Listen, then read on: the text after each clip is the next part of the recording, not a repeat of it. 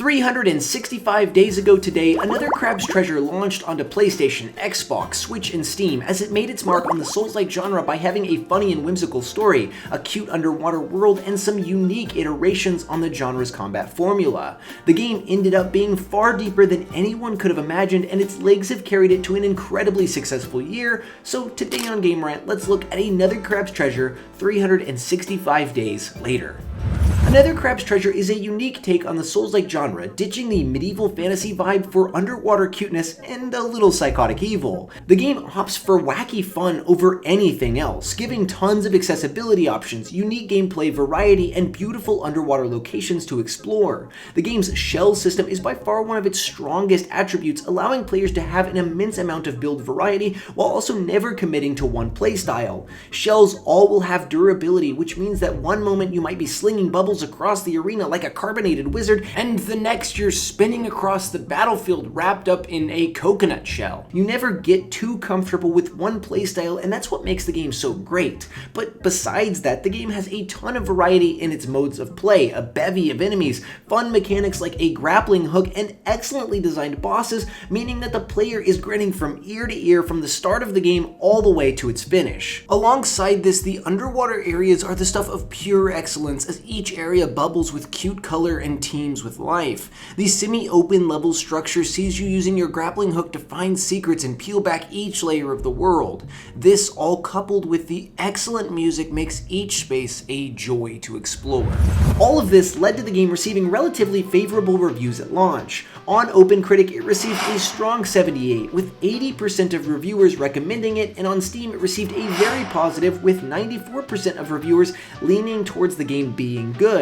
Most of the good reviews agreed with the commentary that I relayed, and some of the negatives stated that the game was a bit buggy at launch and at times overstayed its welcome. One of the other big points of praise another Crab's Treasure received was for its commentary on environmental neglect, with the entire ocean Krill travels through being full of trash, and a lot of the animals in that ocean being affected by said trash. A big win also came out of this, with them raising $70,000 for ocean charities this year for organizations like the Whale and Dolphin Conservation and Sustainable Coastlines. All of this goodwill has led another Crab's Treasure to selling around 500,000 copies according to PlayTracker, and that number needs to be put next to the fact that it was a day-and-date launch on Xbox Game Pass, meaning that 500,000 is absolutely nothing to scoff at.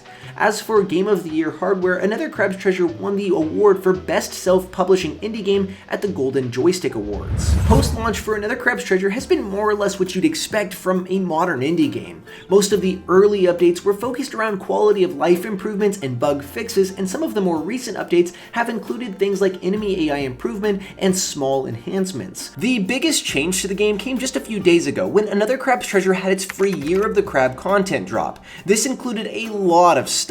It opened up access to the museum in the upper crust that's always been closed off, it added a boss rush mode, a boss replay mode, and even New Game Plus. This museum seems pretty cool, although you do have to play an entire run through to unlock whatever's in it, as even if you have previously beaten the game, it will be empty. The boss rush mode is great and gives you a set of 3 baddies to take on, all themed around stages of the game. Defeating these groups will unlock you cool outfits like this nice pretty princess one I got.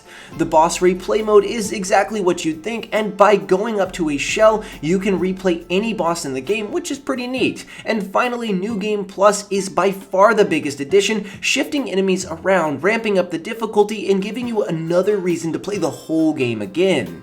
This Year of the Crab update has by far been the biggest thing to happen to the game since its launch, and it's bound to get a load of players back in the saddle.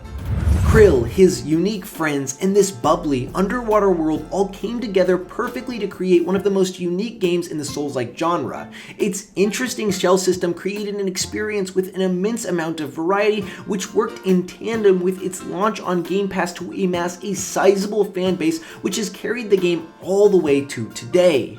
It's been a wonderful year for this sublime, submerged Souls-like, so that was another Crab's Treasure 365 days later.